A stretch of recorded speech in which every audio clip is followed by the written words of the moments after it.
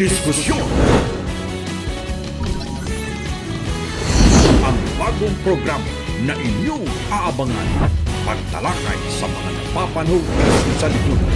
Paghahatid ng mga mainit na balita at pakikipanayam sa mga nasa likod ng mga isyu.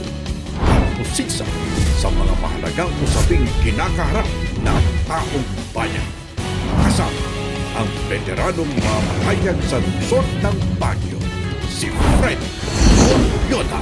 Abangan mula Lunes hanggang Biyernes, alas 4:30 ng hapon hanggang alas 6 ng gabi.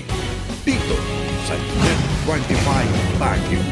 Mapanood sa Net25 Baguio Facebook page at YouTube channel. Diskusyon malapit na.